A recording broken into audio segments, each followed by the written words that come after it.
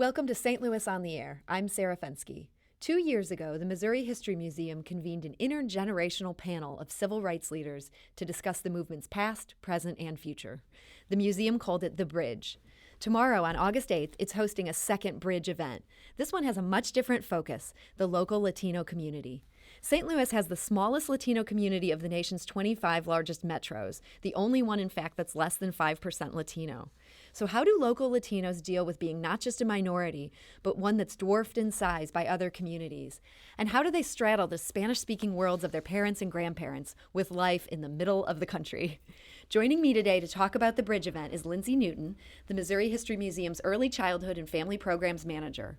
We're also joined by two members of the local Latino community, Gabriela Ramirez of the local Hispanic Chamber of Commerce and Valeria Rodriguez, a Dominican-American multidisciplinary artist living in St. Louis. Lindsay Newton, Gabriela Ramirez, and Valeria Rodriguez, thanks for joining us today. Thank you. Lindsay, this discussion was inspired by Flores Mexicanas, the gorgeous painting by Alfredo Ramos Martinez, now on display in the museum. How does Martinez's life fit in with the bicultural theme? Well, Alfredo Ramos Martinez was a painter in Mexico, an artist in Mexico, and his work caught the eye of the president of Mexico, who purchased that painting. It's a very large, massive painting we have on display at the museum to give to Anne Morrow and Charles Lindbergh when they got married. So that's kind of how we ended up having that painting, and it hasn't been displayed or hasn't been displayed for very long. You have a collection of Charles Lindbergh's possessions. Yeah. So we were really, there's just so many stories to tell from that single painting. And one of them is definitely the story of the artist himself. And shortly after completing that work, he moved to the United States and changed his style quite a bit and gained a lot of notoriety for his artwork. How did the change affect his style? Tell us a little bit about that. Well, I'm not an art scholar, and but it really changed to be less. It turned to be a little more stylized. Valeria, as an artist, can you speak to the change at all? Or not as much, but I did notice that. As an artist, you're inspired by your surroundings. As an artist, you're inspired by the changes you experience, and I'm sure his style was, his experiences from so Mexico living in the US, to the U.S. But he was still working with content from his home, right? And so then he had this perspective of no longer being in that home and painting that home, right?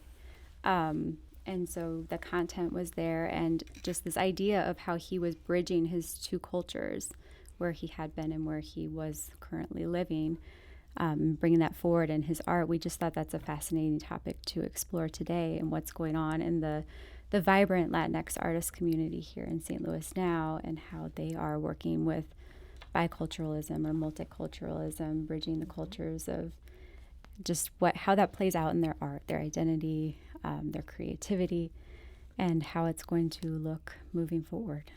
Gabriela, you grew up here in St. Louis. What was that like being a Latina in a city that's largely black and white? Well, first of all, thank you so much. I'm really excited to be here, especially grateful to the event organizers and the Missouri History Museum for asking myself and my podcast host of Auténtico to moderate the panel tomorrow. So I really think that it's an opportunity for us to have conversations and a great effort on part of the Missouri History Museum to allow the space for the dialogue.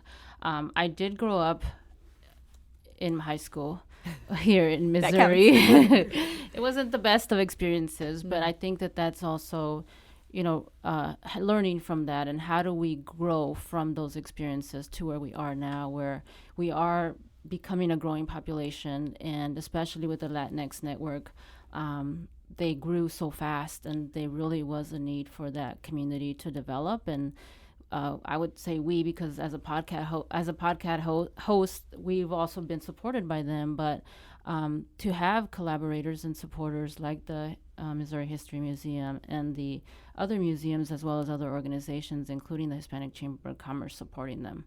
You said it wasn't a great experience in high school. Can you elaborate a little bit on that?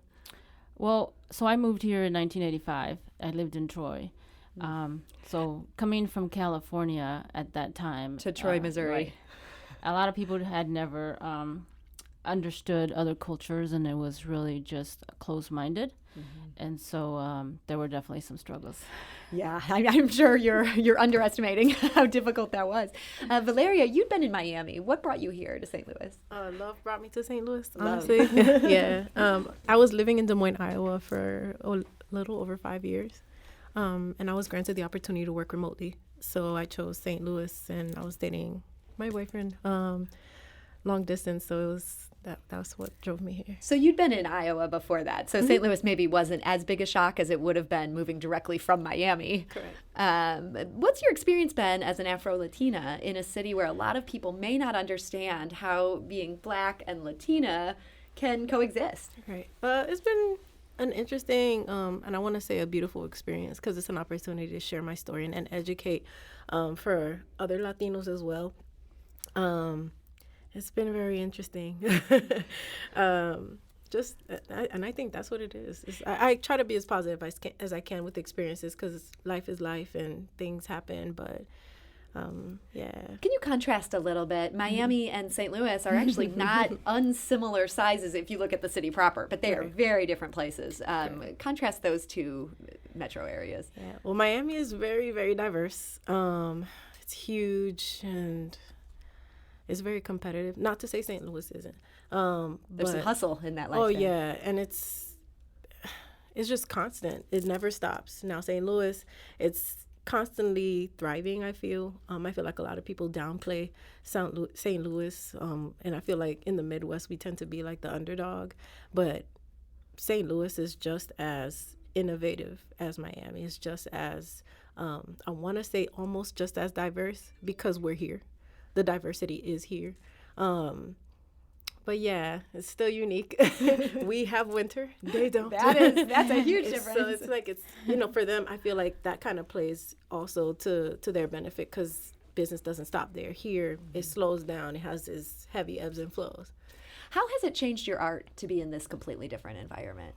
It makes me think outside of the box, because I feel like Miami, you're forever stimulated with art, with diversity, and it's so international. And I feel like the art scene is constantly bustling and exposed in different ways, on the buildings, on the bridges, on the high, everywhere you see art. Where here in St. Louis, you see it, but it's not, I want to say, as booming, and it's not. You might have to seek it out. Yeah, and I don't know. It's just, it's not the same in comparison to that constant stimulation. So my art is influenced. I constantly seek diversity because in comparison, St. Louis, you don't see all of that all of the time in different ways. So I constantly seek it. And where I haven't seen it, I create it. So that's where kind of my coloring book ended up flourishing from over time. Tell us about your coloring book, since you brought that up. So I hand drew, designed, and self-published a coloring book called Shine in All Shades.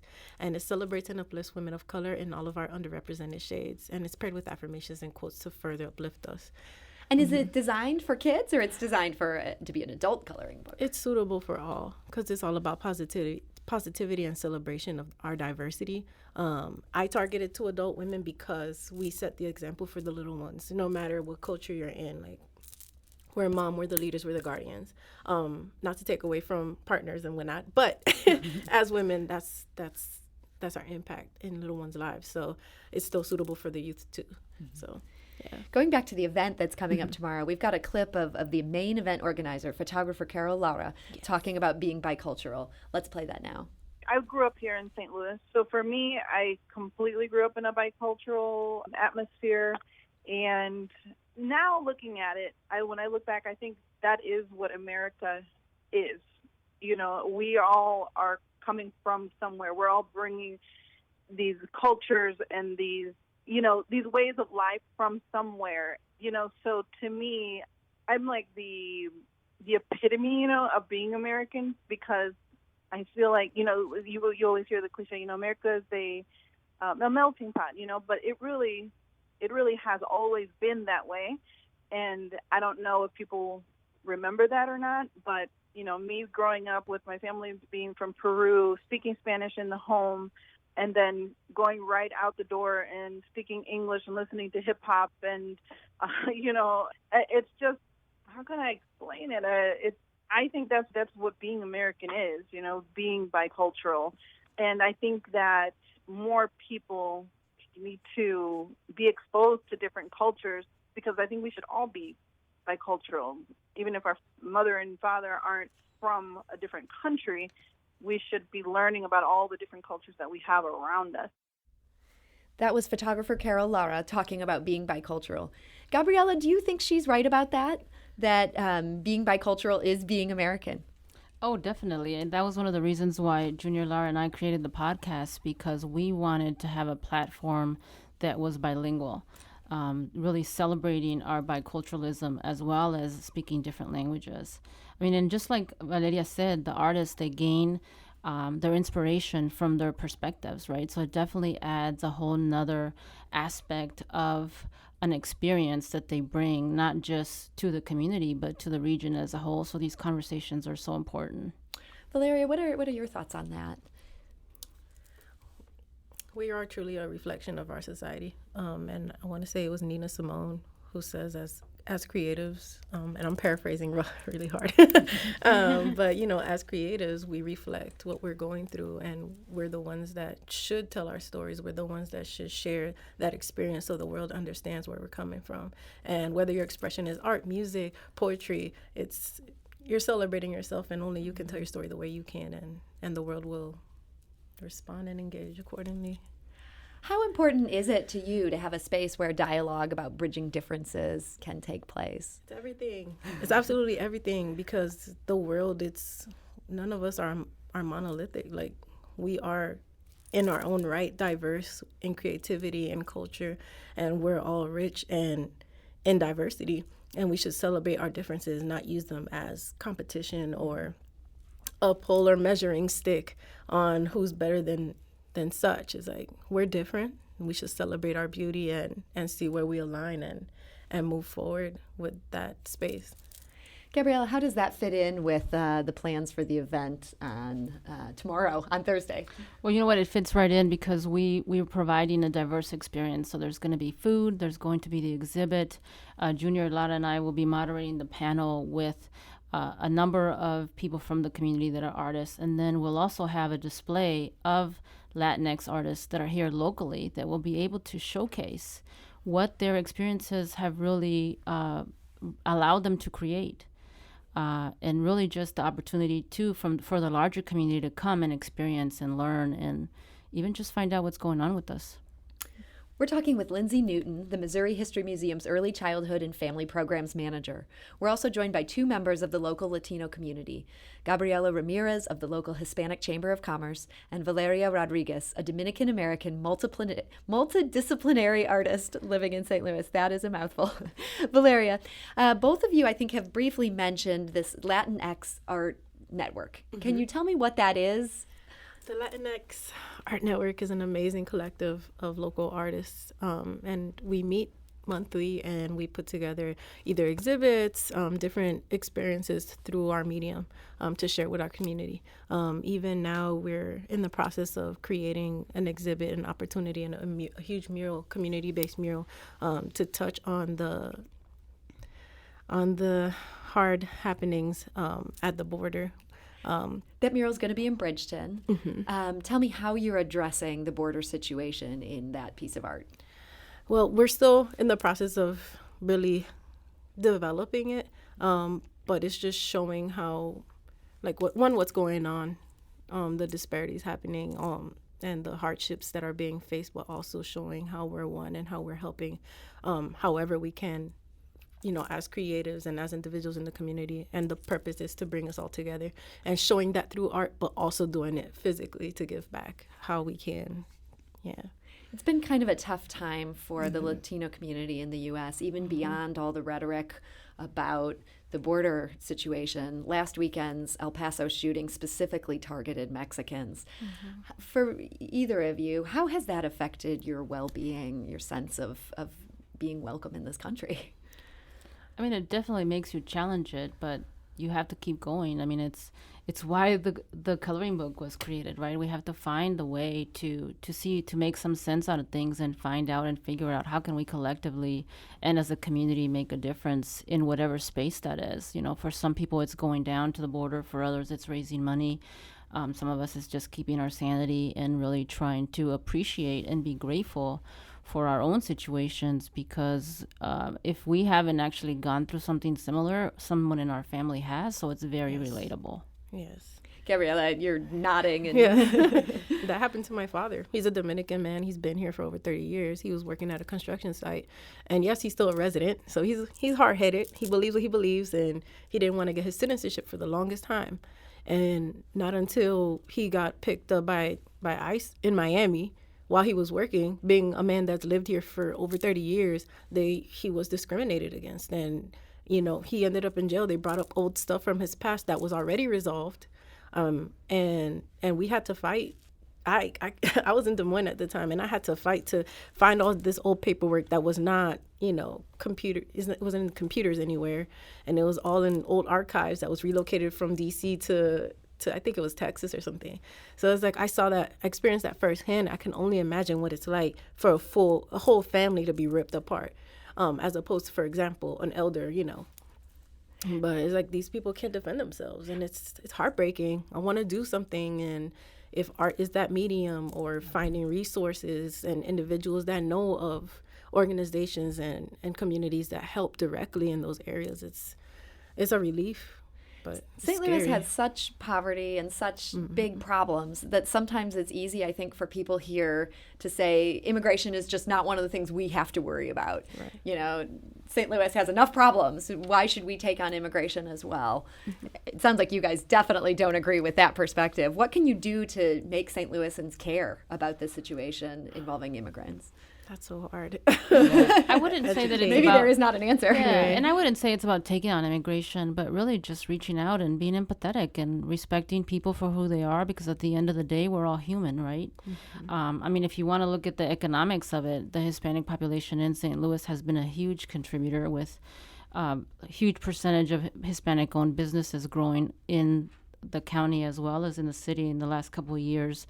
I mean, I could read off the statistics, but at the end of in the economic development and the economic impact that we're having makes a big difference. But at the end of the day, we're all just people. So be empathetic and reach out and find out about everyone else. I mean, it's not always just about immigration. There are so many different issues, even as we celebrate other things that have been happening in the city recently. We also have to be grateful that we are moving forward, that we are coming together and finding an opportunity to collaborate, to connect, and to support each other. I mean, it's huge for us, for the History Museum, to be a part of this experience. Absolutely. So we are able to find allies and partners that support us. Lindsay, what's the role of the History Museum in facilitating these conversations? You know, the Missouri Historical Society is, I think, always trying to bridge the past with the present and showing those, you know, diverse, different perspectives from the past and how they are relevant to what is happening today and the different perspectives of what's happening, individual experiences, and also thinking about how that's moving and impacting the future. Here at MHS, we also are really committed to holding space for members of our community to share their personal stories. So that's a big part of how the work that we're doing for the bridge is kind of aligning with the work we do often, all the time. We've got time for just one more question. What do you hope to accomplish with the panel tomorrow? Well, really just to allow the artists, and I'm sure that Lindsay and Valeria have some other ideas, but allow the artists an opportunity to express themselves, to share their talents with the rest of the region and the community. Yeah, I think for me it's connecting with the community and being able to open that conversation and share our stories and possibly collaborate and just make some magic together and move forward in a positive way. And really it's going to be such a fun atmosphere, interactive. Mm-hmm. Yeah. That was Lindsay Newton of the Missouri History Museum, Gabriela Ramirez of the Hispanic Chamber of Commerce, and artist Valeria Rodriguez. Thank you for joining us today. They'll be at the Missouri History Museum tomorrow at 6:30 p.m. for the Bridge panel discussion, where artists and other experts will talk about culture and creativity in the region. This is St. Louis on the Air on St. Louis Public Radio, 90.7 KWMU.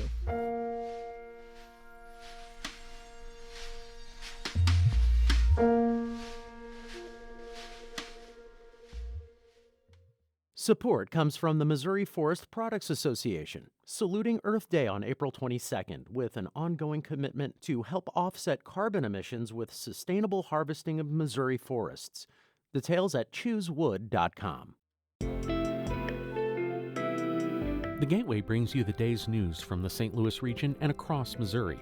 It also includes stories from the Illinois side of the river and our Metro East reporter, Will Bauer. In Alton, in Belleville, in East St. Louis, in Edwardsville, in Cahokia Heights, at Scott Air Force Base, I'm Will Bauer, St. Louis Public Radio. Listen to reports from Will and all of our journalists weekdays on The Gateway, on the STLPR app, and wherever you get podcasts.